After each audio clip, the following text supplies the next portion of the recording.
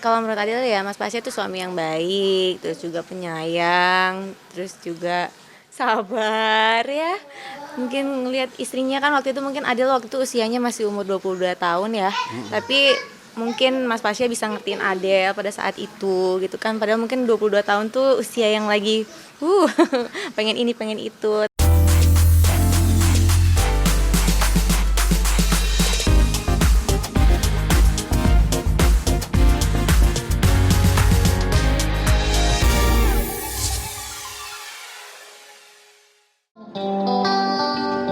Pernah mengalami kegagalan dalam mempertahankan biduk rumah tangganya dengan Oki Agustina 9 tahun silam. Vokalis dari band Ungu ini pernah memutuskan untuk tidak menikah lagi dengan siapapun selama-lamanya. Namun pikirannya itu langsung sirna saat berkenalan dengan seorang pramugari berparas cantik yang 10 tahun lebih muda darinya. Wanita yang mengalihkan semua dunia dan perhatian Pasya itu adalah Adelia Wilhelmina. Tadinya saya nggak ada niat untuk Menikah kembali. nikah lagi gitu ya.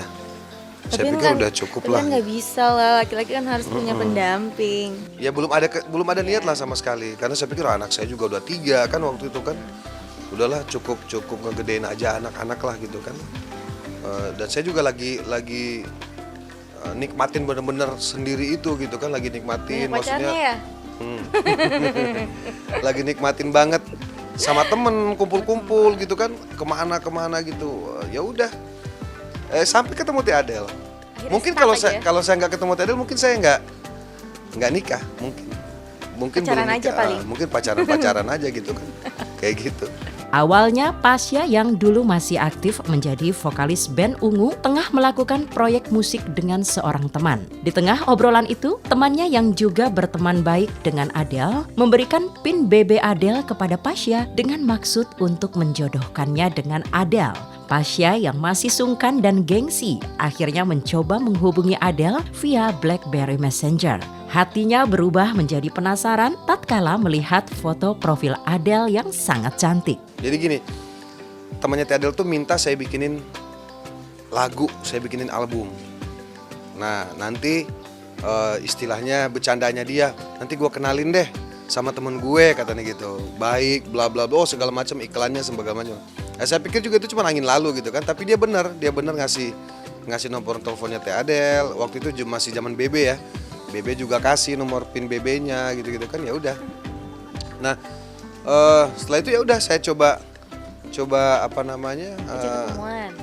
ya waktu itu saya pas lagi di bengkel temannya Teh Adel tuh ngomong, udah ngubungin belum? Dan saya kan mungkin kan agak gengsi juga lah dulu kan, aduh cobalah add pin BB-nya Teh Adel. Terus saya nanya, ini benar Teh Adel gitu kan, Adelia gitu. Iya, terus saya bilang, kok nggak ada fotonya? Saya bilang, masa sih mas gitu, waktu itu manggilnya mas kan, masa sih mas? Iya, ya udah deh coba dihapus dulu Teh Adel yang add ceritanya. Nah, begitu Teh Adel yang add ada, loh, oh ya sekarang udah ada nih foto profilnya udah. Nah singkat cerita, waktu masih di bengkel ceritanya pas di bengkel di Pondok Indah. Nah malam itu juga saya sedikit nantangin lah gitu. Kalau emang ini bener kamu gitu kan, bisa ketemu nggak? Saya bilang malam ini gitu kan. Terus saya bilang, boleh masuk nggak? Teh Adel mungkin agak nggak enak sama satpamnya kan. Waduh nggak enak nih, soalnya udah memang waktu itu udah jam setengah 10 apa jam 10 gitu. Ini cuma penasaran aja sebenarnya. Ya udah, akhirnya Teh Adel ya udah coba aja turun, dikasih nggak masuk gitu kan? Ya udah, saya coba turun, saya parkir mobil di depan, saya coba turun, ternyata satpamnya ini suka juga sama Ungu kan gitu kan. Kaget juga saya datang. Loh, katanya apa sih ya? Ngapain? Saya bilang, oh saya mau namu ini, mau ketemu sama Mbak Adel. Oh sok atuh katanya gitu. Masuk aja, udah janjian belum? Udah, saya bilang gitu. Oh ya udah masuk aja. Akhirnya sama mobil-mobilnya masuk ke dalam kan. Udah masuk. Ketemulah Teh Adel di situ pertama kali dan ternyata benar. Nggak hoax gitu kan. Oh orangnya ada, gambar sama itunya ada. Waktu itu tidak butuh lama bagi Pasha untuk memutuskan menikahi Adele. Mereka hanya butuh waktu 4 bulan pacaran sebagai masa perkenalan. Tepatnya di tahun 2011, Pasha pun menggandeng Adele ke pelaminan. Sapaan Teh Adele mewakili bentuk kasih sayangnya kepada sang istri. Pendekatan Pasha dengan keluarga Adele pun berjalan mulus tanpa hambatan. Kebetulan kan Teh Adele ini kakaknya yang pertama kan seusia saya. Seumuran. Teh Adele kan berkeluarga 3. Teh Adele yang anak paling bungsu. Nah, anak pertama perempuan, yang perempuan itu seusia saya.